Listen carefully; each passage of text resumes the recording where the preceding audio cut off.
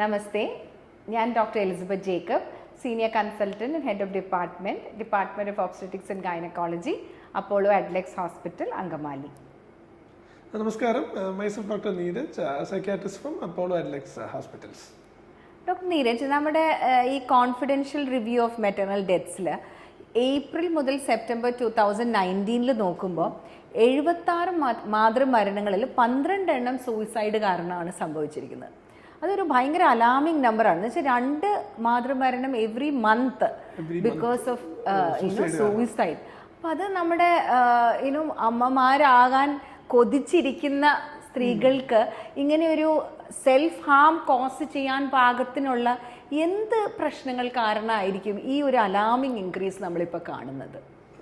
എനിക്ക് തോന്നുന്നത് ഏറ്റവും പർട്ടിനൻ്റായിട്ട് വലിയൊരു ക്വസ്റ്റ്യൻ തന്നെയാണ് മാഡം. എസ്പെഷ്യലി ഈ സമയത്ത്, അതായത് മെയ് ഫസ്റ്റ് വീക്ക് എന്ന് പറയുന്നത് ഒരു മെറ്റേണൽ മെന്റൽ ഹെൽത്ത് അവയർനെസ് വീക്കായിട്ട് നമ്മൾ ആചരിച്ചുകൊണ്ടിരിക്കുകയാണ്. അപ്പൊ അതിൽ ഇപ്പോൾ എല്ലാ ഗവൺമെന്റുകളാണെങ്കിലും നമ്മുടെ ഓർഗനൈസേഷൻസ് ഒക്കെ ആണെങ്കിലും ഏറ്റവും പ്രഗ്നൻസിയിൽ ഇമ്പോർട്ടൻസ് തരുന്ന ഒരു സംഭവമാണ് ഈ മെറ്റേണൽ മെന്റൽ ഹെൽത്തിന് ഉള്ള കാര്യം. ഈ മെറ്റേണൽ മെന്റൽ ഹെൽത്തിൽ മാഡം ഈ പറയുന്ന പോലെ സൂസൈഡ് അത് പല കാരണങ്ങൾ കൊണ്ടാവാം. പക്ഷെ ഏറ്റവും കൂടുതൽ നമ്മളിപ്പോൾ നോക്കി വരേണ്ട ഒരു കാര്യം എന്ന് വെച്ച് കഴിഞ്ഞാൽ പോസ്റ്റ്മോർട്ടം, പ്രസവത്തിന് ശേഷമുള്ള ഈ ഡിപ്രഷൻ അല്ലെങ്കിൽ ഒരു സൈക്കോസിസ് ഇപ്പോൾ വളരെ കൂടുതലായിട്ട് കണ്ടുവരുന്നുണ്ട്. മാഡത്തിനും തോന്നിയിട്ടില്ലേ? ഇപ്പോൾ OPD പ്രഗ്നൻസി തൊട്ടിട്ട് തന്നെ പേഷ്യൻസിന് ഈ ഒരു മെന്റൽ ഹെൽത്ത് ഇഷ്യൂസ്, മാഡം ഇപ്പൊ ഇത്രയും OPD കാണുന്ന സമയത്ത് മാഡത്തിന് എന്ത് തോന്നുന്നു? ഈ ഇപ്പോൾ നമ്മൾ കാണുന്ന ഗർഭിണികൾക്ക് പലരും ദേ ആർ സ്ട്രഗ്ലിങ്, അവർ സ്ട്രഗിൾ ചെയ്യാണ് അവരുടെ ഈ ഡിഫറെൻറ്റ് ഒരു റോളിലേക്ക് ഫിറ്റ് ഇൻ ചെയ്യാൻ. ഒന്ന് അവരുടെ വർക്കിൻ്റെ സ്ട്രെസ്സ്, ഒന്ന് ഫാമിലിയുടെ സ്ട്രെസ്, ബിക്കോസ് എല്ലാം ഇപ്പം ന്യൂക്ലിയർ ഫാമിലീസ് ആണ്, പ്ലസ് അതിൻ്റെ കൂട്ടത്തിൽ ഒരു പ്രഗ്നൻസി. പലപ്പോഴും പലർക്കും അത്രയും അൺഇൻറ്റൻഡഡ് ആയിട്ട് അല്ലെങ്കിൽ അൺപ്ലാൻഡ് ആയിട്ട് ഒട്ടും പ്രതീക്ഷിക്കാതെ വന്നിരിക്കുന്ന പ്രഗ്നൻസികളാകാം, പലപ്പോഴും വർക്ക് പ്രഷർ ആകാം. അതിൻ്റെ കൂടെ ഒരു പ്രഗ്നൻസിയുടെ ചേഞ്ചസും കൂടെ അവർക്ക് ഹാൻഡിൽ ചെയ്യാൻ പലപ്പോഴും ഒരു ഡിഫിക്കൽറ്റി കാണാറുണ്ട്. പക്ഷെ പലപ്പോഴും ഈ ഒരു ഇത്രയൊക്കെ സ്ട്രെസ് ഉണ്ടെങ്കിലും ഈ ഒരു പോസ്റ്റ്മോർട്ടത്തിലുള്ള ഒരു മെന്റൽ ഹെൽത്ത് കണ്ടീഷൻ ശരിക്കും ഒരു അസുഖമല്ലേ? തീർച്ചയായിട്ടും പോസ്റ്റ്മോർട്ടം എന്നുള്ള കാലഘട്ടത്തിൽ ഒരു സ്ത്രീയെ സംബന്ധിച്ച് വളരെയേറെ ഹോർമോണൽ ചേഞ്ചസ് നടക്കുന്ന ഒരു ടൈമാണ് പ്രഗ്നൻസി. ഡിഫറെന്റ് ഹോർമോൺസിന്റെ ഇന്റർപ്ലേയും ഭയങ്കര ചേഞ്ചസും വരുന്ന ഒരു സമയമായതുകൊണ്ട് ഇതൊരു രോഗം തന്നെയാണ്. അത് ചില സ്ത്രീകളിൽ മാത്രമേ അത് വരാറുള്ളൂ. എല്ലാ ഗർഭിണികൾക്കും അങ്ങനെ സംഭവിക്കേണ്ടതില്ല എന്നുള്ളത് മനസ്സിലാക്കണം. ഇതിപ്പോ പഠനങ്ങൾ പറയുന്നത് വെച്ചാല് ഈ നോർമൽ പ്രഗ്നൻസി സമയത്ത് ഈസ്ട്രോജനും പ്രൊജസ്ട്രോണും ഭയങ്കര ഹൈ ആവുന്ന സമയമാണ് നോർമലി. അപ്പൊ പെട്ടെന്ന് ഒരു ഡെലിവറി കഴിയുമ്പോൾ ഈസ്ട്രോജൻ പ്രൊജസ്ട്രോൺ നമ്മുടെ ശരീരത്തിൽ വ്യതിയാനം വരുന്ന പോലെ നമ്മുടെ തലച്ചോറിൽ സെറട്ടോണിൻ എന്ന് പറയുന്ന കുറെ ന്യൂറോ ട്രാൻസ്മിറ്റേഴ്സിന്റെ വ്യതിയാനം കാരണമാണ് ഈ പോസ്റ്റ്മോർട്ടം ബ്ലൂസ്, ഡിപ്രഷൻ അല്ലെങ്കിൽ സൈക്കോസിസ് എന്ന് വരാനുള്ളൊരു കാരണം. ഡോക്ടർ, ഈ എന്താണ് ഈ വ്യത്യാസം എന്ന് ആക്ച്വലി എല്ലാവർക്കും അറിയില്ല.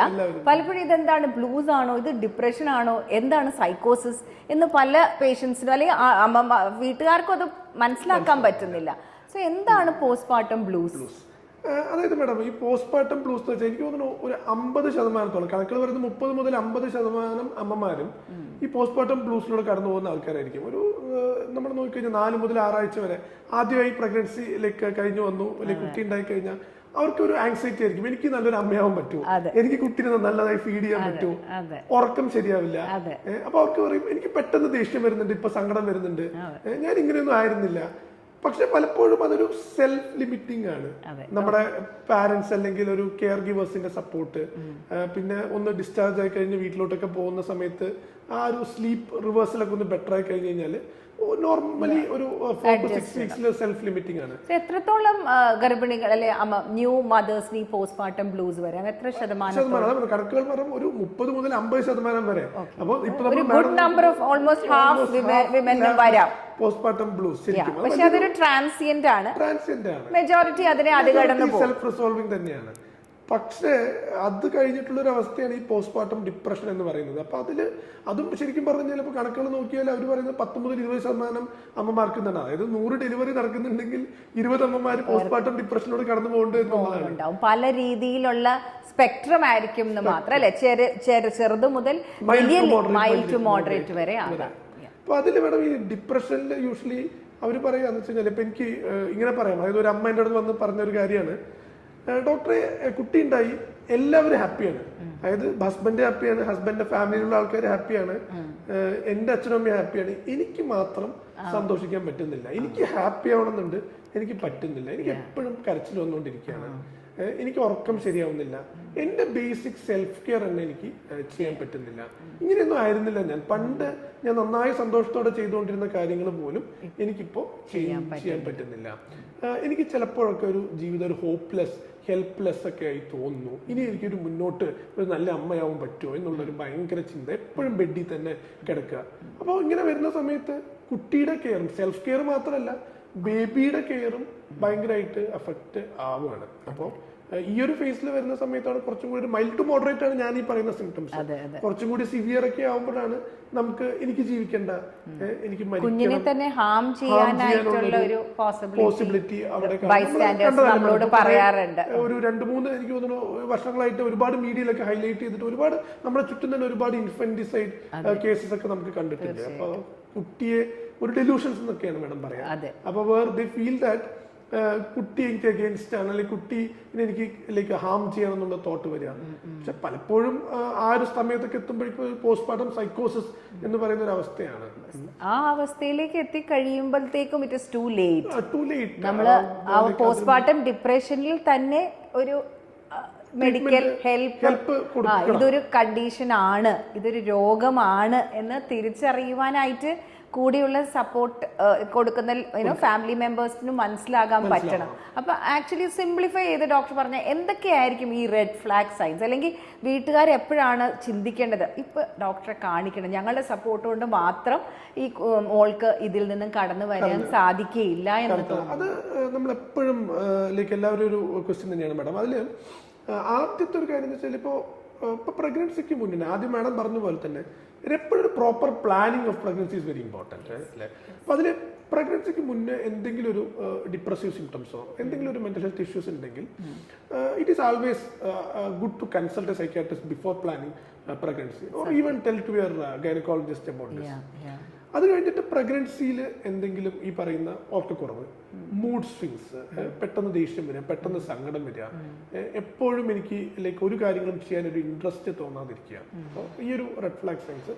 എസ്പെഷ്യലി ഇതേ സൈൻസ് പ്രഗ്നൻസി ഡെലിവറി കഴിഞ്ഞതിന് ശേഷവും നിലനിൽക്കുകയാണെങ്കിൽ, അത് ആഴ്ചകളോളം നിലനിൽക്കുകയാണെങ്കിൽ, എനിക്ക് ഒന്നിനും ഞാൻ നേരത്തെ പറഞ്ഞ സൈൻസ് തന്നെ ഒന്നിനും ഇൻട്രസ്റ്റ് താല്പര്യം കാണിക്കാനില്ല, എപ്പോഴും ബെഡിൽ തന്നെ കിടക്കാൻ തോന്നുക, എനിക്ക് ജീവിതത്തോട് ഒരു ഇൻട്രസ്റ്റും തോന്നുന്നില്ല, എനിക്ക് എന്റെ കുട്ടിയെ ഹാം ചെയ്യണമെന്ന് തോന്നുക റിപ്പീറ്റഡ് ആയിട്ട്, ഇതൊക്കെയാണ് ഒരു റെഡ് ഫ്ലാഗ് സൈൻസ് എന്ന് പറയുന്നത്. അപ്പോൾ ഇത് വളരെ പെട്ടെന്ന് തന്നെ ഒരു ലൈക്ക് 2-3 ആഴ്ചയിൽ തന്നെ ചില ആൾക്കാർക്ക് ഡെലിവറി കഴിഞ്ഞാലും വരും, ചില ആൾക്കാർക്ക് ഇത് 1 ഇയർ ഉള്ളിൽ എപ്പോ വേണമെങ്കിലും വരാൻ സാധ്യത. അപ്പോൾ പലപ്പോഴും ഇത് വരുന്നത് എപ്പോഴും മനസ്സിലാക്കേണ്ട ഒരു കാര്യം, പലപ്പോഴും എന്നോട് മാഡത്തിനോട് ചോദിച്ചിട്ടുണ്ടാവില്ലേ ഇത് അവർ കാണിക്കുകയാണോ? അതെ, ഞങ്ങൾക്കൊന്നും ഇങ്ങനെ ഉണ്ടായിട്ടില്ലല്ലോ, ഞങ്ങളൊക്കെ ഇതിൽ 4-5 പ്രസവിച്ചതാണ്. അപ്പൊ പലപ്പോഴും എനിക്ക് അമ്മമാരും ലൈക്ക് മനസ്സിലാക്കേണ്ട ഒരു കാര്യം, ഇത് കുട്ടികൾ വേണമെന്ന് ഇത് പുതിയ ജനറേഷന്റെ പ്രശ്നമല്ല, ഇതൊരു ഹോർമോണൽ ഇൻഫ്ലുവൻസ് ആണ്. ഇതിൽ നമ്മൾ നോക്കിക്കഴിഞ്ഞാൽ ഇപ്പൊ നമുക്കറിയാം ട്രീറ്റ്മെന്റ് കൊടുത്തു കഴിഞ്ഞാൽ 100% ഇംപ്രൂവ്ഡ് ആയിട്ട് വരുന്ന ഒരു കണ്ടീഷനാണ്. തീർച്ചയായിട്ടും ടൈംലി ആയിട്ടും ഡിറ്റക്ട് ചെയ്ത് കറക്റ്റ് ആയിട്ടുള്ള ട്രീറ്റ്മെന്റ് കൊടുത്താൽ അവർക്ക് വളരെ നല്ല രീതിയിലുള്ള ഒരു നോർമൽ ക്വാളിറ്റി ഓഫ് ലൈഫ് ജീവിക്കാൻ പറ്റും. അപ്പോൾ ഇത് എപ്പോഴും ഞാൻ പറയാം മാഡം, ഇത് ശരിക്കും പറഞ്ഞാൽ കുട്ടിയെ മാത്രം ട്രീറ്റ് ചെയ്യല്ല, നമ്മളൊരു പോസ്റ്റ്മോർട്ടം ഡിപ്രഷൻ അനുഭവിക്കുന്ന ഒരു അമ്മയെ ട്രീറ്റ് ചെയ്യുമ്പോൾ ഒരു ഫാമിലിയുടെ ഹാർമണി, നമ്മൾ it is like treating A family, ഒരു അമ്മ, ഒരു കുട്ടി, ഒരു ഹസ്ബൻഡ്, എല്ലാവരും തീർച്ചയായും ഒരു ഫാമിലി മൊത്തം ട്രീറ്റ് ചെയ്യുന്ന ഒരു കാര്യം. പലപ്പോഴും എന്ന് വെച്ചാൽ നമ്മുടെ അടുത്ത് വരുന്ന മദേഴ്സിനുള്ള മെയിൻ കൺസേൺ ഈ ഗുളികകൾ ഞങ്ങളെ ഹാം ചെയ്യോ, ഞങ്ങളുടെ കുഞ്ഞിനെ ബാധിക്കോ, ഇത് ഒരു മെന്റൽ സ്റ്റിഗ്മ എല്ലാവരുടെയും മനസ്സിലുണ്ട് അല്ലേ, മാനസിക രോഗിയാണ് അങ്ങനെ മുദ്രയിടപ്പെടുമോ, അതൊക്കെ ആ ചിന്തകളൊക്കെ കാരണമാണ് പലപ്പോഴും ഡോക്ടറെ ഈവൻ നമ്മൾ സൈക്യാട്രിസ്റ്റിനെ കാണണം എന്ന് പറഞ്ഞാൽ പോലും കാണാതെ ആ വഴിക്ക് അങ്ങ് വഴുതി പോകുന്നത്. പലപ്പോഴും ആ ഒരു കൺസേൺ അവരുടെ മനസ്സിലുണ്ട്. അപ്പൊ ഇപ്പോൾ നമ്മൾ ചെയ്യുന്ന നല്ല രീതിയിൽ ന്യൂവർ ആയിട്ടുള്ള ട്രീറ്റ്മെന്റ് പ്രോസസ്സിൽ എന്തെങ്കിലും കുഞ്ഞിനെ ബാധിക്കാനായിട്ടുള്ള സാധ്യതയുണ്ടോ, അമ്മയ്ക്ക് എന്തെങ്കിലും വേറെ ദോഷങ്ങൾ ഉണ്ടാവും? ശരിക്കും പറഞ്ഞാൽ മാഡം, ഇപ്പോൾ നമുക്ക് എല്ലാവർക്കും അറിയാം we are more concerned about the mother and baby than anybody else. അപ്പോൾ ഡെഫിനറ്റ്ലി നമുക്ക് ഇപ്പോൾ ഉള്ള പുതിയ ട്രീറ്റ്മെന്റ് വെച്ചിട്ട് പുതിയ മരുന്നുകളുണ്ട്, ഇത് ഞാൻ പറയാം കംപ്ലീറ്റ്ലി 100% സേഫ് തന്നെയാണ്. ഈവൻ പ്രഗ്നൻസിയിലാണെങ്കിലും ഒരിക്കലും ലൈക്ക് കുട്ടിയെ ബാധിക്കുന്ന രീതിയിലുള്ള മരുന്നുകളല്ല. അതുപോലെ തന്നെ പ്രഗ്നൻസി കഴിഞ്ഞിട്ട് ലൈക്ക് ഡെലിവറി കഴിഞ്ഞിട്ടാണെങ്കിലും ഒരിക്കലും ബ്രസ്റ്റ് ഫീഡിങ്ങിലൂടെ നമ്മൾ റിലേറ്റീവ് ഇൻഫന്റ് ഡോസ് എന്നൊക്കെ പറയും RAD. അപ്പൊ അത് തീരെ കുറവായിട്ടുള്ള ബ്രസ്റ്റ് ഫീഡിങ്ങിൽ തീരെ പോവാത്ത മരുന്നുകളൊക്കെ തന്നെയാണ്. പിന്നെ എപ്പോഴും ലൈക്ക് എല്ലാവരും എന്നോടും വന്ന് ചോദിക്കുന്നതാണ്, ഡോക്ടർ ഇത് കഴിച്ച ഫുൾ എന്നെ ഉറക്കിക്കിടത്തുവോ എന്നുള്ളത്. അതൊരു കുഞ്ഞിനെ ഫീഡ് ചെയ്യാൻ തന്നെ സാധിക്കാതെ ഞാനങ്ങോട്ട് ഉറങ്ങിപ്പോവും. അതും വളരെ തെറ്റായ ഒരു കാര്യം തന്നെയാണ്. അല്ല, മെന്റൽ ഇൽനെസ്സിന് വേണ്ടി നേരത്തെ മുതലുള്ള മെന്റൽ ഇൽനെസ്സിന് വേണ്ടി കഴിക്കുന്ന ചില മെഡിക്കേഷൻസ് ചിലപ്പോൾ പ്രഗ്നൻസിയിൽ നമ്മൾ ചേഞ്ച് ചെയ്യാറുണ്ട്. അത് സൈക്കാട്രി അല്ലെ, സൈക്കാട്രിസ്റ്റ്. പക്ഷെ ഈ പോസ്റ്റ്മോർട്ടം ഡിപ്രഷൻ അതൊക്കെ പുതിയ ന്യൂ ഓൺസെറ്റ് ആയിട്ട് വരുന്ന മെന്റൽ പ്രോബ്ലംസ് ആണ്. ഒരിക്കലും മരുന്നുകൾ ഈ പറയുന്ന പ്രശ്നങ്ങൾ ഉണ്ടാക്കുന്നില്ല. മുന്നേ ഒരു പേഷ്യന്റ് ഇപ്പൊ ബൈപ്പോളർ ഡിസോർഡർ ഉണ്ട്, ഡിപ്രഷൻ ഉണ്ടെങ്കിൽ ഇപ്പൊ ചില മരുന്നുകൾ അവർ കഴിച്ചുകൊണ്ടിരിക്കുകയാണെങ്കിൽ നമ്മൾ പറയും പ്രഗ്നൻസിക്ക് മുന്നോടിയായിട്ട് ഇത് ചിലപ്പോൾ നിർത്തേണ്ടി വരും, അല്ലെങ്കിൽ ഇത് മാറ്റേണ്ടി വരും. വാൽപ്രോയിറ്റ് എന്നൊക്കെ പറഞ്ഞ മരുന്നുകൾ.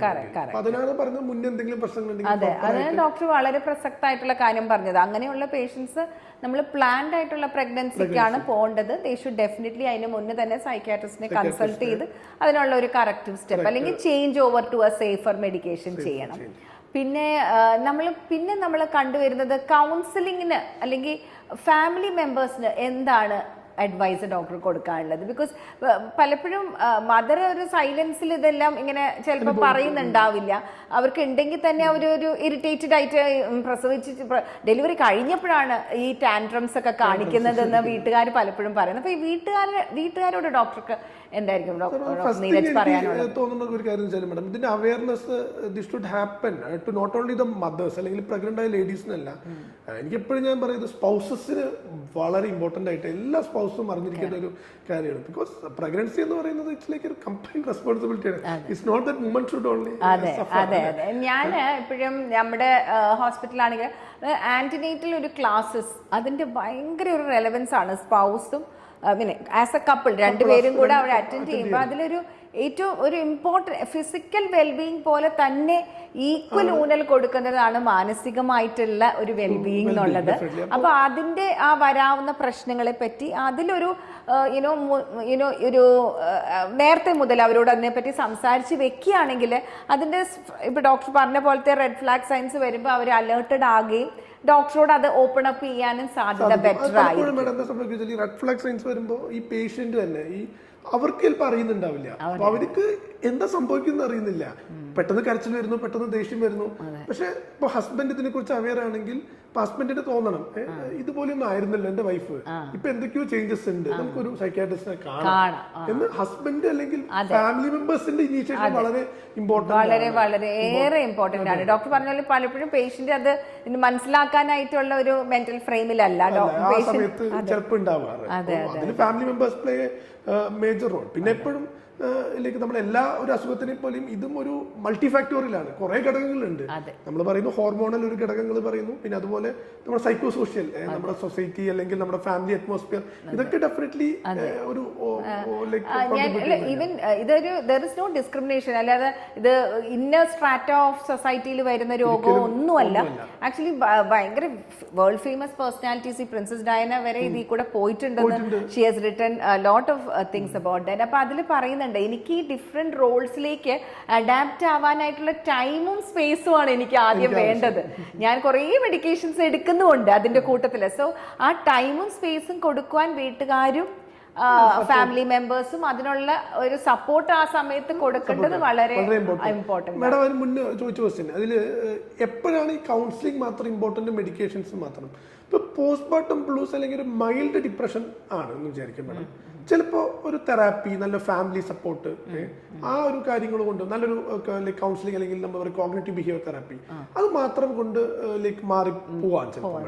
പക്ഷെ നല്ല ഒരു മോഡറേറ്റ് ടു സിവിയർ ഡിപ്രഷൻ അല്ലെങ്കിൽ ഈ സൈക്കോസിസ് എന്ന് പറഞ്ഞൊരു അവസ്ഥയ്ക്ക് ആണെന്നുണ്ടെങ്കിൽ പലപ്പോഴും ഇത് ഉണ്ടാവുന്നത് ഹോർമോണൽ വ്യതിയാനങ്ങൾ കൊണ്ടാണ്. അപ്പോൾ അത് നമ്മൾ മരുന്നുകൾ എടുക്കുക തന്നെ വേണം. പലപ്പോഴും ലൈക്ക് നമ്മുടെ ഒരു സമൂഹത്തിന്റെ പ്രശ്നമാണ് എല്ലാം നമുക്ക് കൗൺസിലിംഗ് കൊണ്ട് മാറും എന്ന് പറയുന്നത് ഒരു തെറ്റിദ്ധാരണ അല്ലേ. പിന്നെ ഒരു കൺസേൺ പലപ്പോഴും ഇത് എടുത്താൽ ജീവിതകാലം മുഴുവൻ എടുക്കണോ, ഇത് ലൈഫ് ലോങ് എടുക്കേണ്ടതായിട്ട് വരുമോ, അങ്ങനെ ഒരു കൺസേൺ പറയാറുണ്ട്. ഡോക്ടർക്ക് അതിനോട് എന്തായിരിക്കും? എനിക്ക് തോന്നുന്നു മാഡം അതും ഒരു തെറ്റായൊരു ഇത് തന്നെയാണ്. അപ്പൊ ഇപ്പോഴത്തെ എല്ലാ ട്രീറ്റ്മെന്റ് റെജിമെന്റ്സും നമ്മൾ വെറും ഓരോ അസുഖത്തിനും അതിൻ്റെതായ ഒരു പ്രോട്ടോകോൾ ഉണ്ട്. പണ്ടങ്ങൾ പറയുന്നത് ഈ പോസ്റ്റ്മോർട്ടം ഡിപ്രഷനും ഇതിനൊക്കെ 6 മുതൽ 8 ആഴ്ച ഒക്കെ മരുന്ന് കൊടുത്ത് നമുക്ക് കൃത്യമായിട്ട് ഇടവേളകളിൽ റിവ്യൂ ചെയ്തിട്ട് ഈസി ആയിട്ട് സ്റ്റോപ്പ് ചെയ്യാം. അതെ, ജസ്റ്റ് അവർക്ക് ആ ഒരു സങ്കീർണമായ കാലഘട്ടം അതിജീവിക്കാനായിട്ടുള്ള ഒരു സമയത്തിന് വേണ്ടിയിട്ട് ആ ഒരു സപ്പോർട്ട്. നമുക്കൊരു എന്ത് അസുഖം ഉണ്ടെങ്കിലും നമ്മൾ കുറച്ച് നാളത്തേക്ക് മരുന്ന് കഴിക്കും. അതുപോലെ തന്നെ ആക്ച്വലി പേഷ്യൻസ് അല്ലേ, ന്യൂ മദേഴ്സ് ആക്സെപ്റ്റ്, അതിനൊരു ആക്സെപ്റ്റൻസ് വരണം. ഇങ്ങനെ നമുക്ക് ഇതിനു വേണ്ടിയിട്ടാണ് എടുക്കുന്നത്, ഇത് കഴിച്ചു കഴിഞ്ഞ് മാറുമ്പോഴത്തേക്കും നിങ്ങൾക്ക് ഇത് നിർത്താൻ സാധിക്കും എന്നുള്ളൊരു കോൺഫിഡൻസ് അവർക്ക്. അതെ അതെ അതെ. പിന്നെ അവയർനെസ് ആണ് ഇതിൽ ഏറ്റവും ഇമ്പോർട്ടൻ്റ് ആയിട്ട് ഉള്ളൊരു കാര്യം. അപ്പോൾ അതിലെനിക്ക് തോന്നുന്നു ലൈക്ക് ഈ പറഞ്ഞ പോലെ spouses and family members should take a very big initiation. അതെ, അല്ല ഇത് പലപ്പോഴും ഉള്ള പ്രശ്നം ഇത് തന്നെയാണ്. ഇത് ഇപ്പോൾ ഉറക്കളയ്ക്കുന്നതുകൊണ്ടായിരിക്കും, ഈ കുഞ്ഞു കരഞ്ഞു കാരണം ഉറങ്ങാൻ പറ്റിയില്ല അതുകൊണ്ടാണോ ഡോക്ടറെ, അങ്ങനെ പലപ്പോഴും മദേഴ്സ് അങ്ങനെയാണ് ചിന്തിക്കുന്നത്. അവർക്ക് ഇങ്ങനെ ഒരു കണ്ടീഷൻ ഉണ്ടാവാം എന്നുള്ള അവയർനെസ് ആണ് I think the first step. First step is awareness. പലപ്പോഴും ഈ പോസ്റ്റ്മോർട്ടം ഡിപ്രഷൻ എന്താണെന്ന് പോലും പല ആൾക്കാർക്കും അറിയുന്നില്ല. അത് ഉണ്ടെന്ന് അറിഞ്ഞു കഴിഞ്ഞാലാണ് അങ്ങനെ വരുന്ന സമയത്ത് അവർക്ക്. So that's why antenatal classes is very important. Antenatal classes പക്ഷെ ഇപ്പം കുറേശ്ശെ പേഷ്യൻസ് ഓപ്പൺ അപ്പ് ചെയ്ത് വരുന്നുണ്ട്. നമ്മുടെ നമ്മൾ കണ്ടിട്ടുണ്ട്, നമുക്കിങ്ങനെ ഒരു പ്രയാസമുണ്ട്, ഗ്രാജുവൽ ചേഞ്ച് വരുന്നുണ്ട്. പക്ഷെ അതിനെ കണ്ടുപിടിച്ച് ഡോക്ടറെ കാണിക്കാനും ഡോക്ടറെ അടുത്ത് കൊണ്ടുപോകാനായിട്ടുള്ള മനസ്സ് ഫാമിലി മെമ്പേഴ്സും കൂടെ സപ്പോർട്ടീവായിട്ട് കാണിച്ചാൽ മാത്രമേ നമുക്കൊരു ഔട്ട്പുട്ട് നല്ലതായിട്ട് കൊടുക്കാൻ പറ്റുള്ളൂ. ഏറ്റവും ഇമ്പോർട്ടൻ്റ് ആയിട്ടുള്ള കാര്യം ദിസ് ഈസ് 100% ട്രീറ്റബിൾ ആണ്. അപ്പോൾ മാഡം പറഞ്ഞ പോലെ 2 മരണങ്ങൾ ഒരു മാസം suicide, this is kind of a death which is preventable. Correct. So we have very good treatment.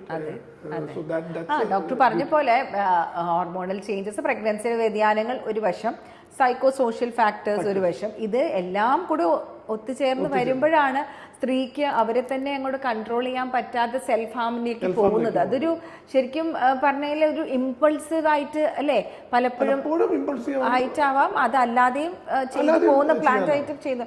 അപ്പൊ അങ്ങനെയുള്ളത് തീർച്ചയായിട്ടും ഒരു കാരണവശാലും നടക്കാൻ പാടില്ല. അത് തീർച്ചയായിട്ടും നമുക്ക് ആസ് എ ഒരു റെസ്പോൺസിബിൾ സൊസൈറ്റി നമ്മുടെ ചുമതല. Definitely, because as I told earlier, we are treating it as a family. It's not like we are just treating her. അതെ അതെ. ഡോക്ടർ നീരജ്, എന്തായിരിക്കും നമുക്ക് ഇതിൻ്റെ ഒരു സമപ്പായിട്ട് പേഷ്യൻസിനോട് അല്ലെങ്കിൽ നമ്മുടെ ന്യൂ മോംസിനോട് പറയാൻ പറ്റുന്നത്? First thing is like proper planning of pregnancy is very important. Second thing is like know your risk factors. And to spouse also, even this postpartum depression, postpartum blues or postpartum psychosis, she's not acting. It's very real. Correct. So please act ചെയ്യല്ല. Please be supportive to them, and definitely like we are here to help. Yeah. Correct. I think ഒരു new മോമും pregnancy it's a incredibly beautiful journey. ഒരു new മോമും സൈലൻസിൽ അത് suffer ചെയ്യാൻ പാടില്ല. Postmortem വരുന്ന എല്ലാ മെൻ്റൽ ഹെൽത്ത് വെൽബീയിങ്ങിൽ വരുന്ന എല്ലാ പ്രശ്നങ്ങളും നിങ്ങളുടെ ഗൈനക്കോളജിസ്റ്റിനോട് തീർച്ചയായിട്ടും ഓപ്പൺ അപ്പ് ചെയ്യണം.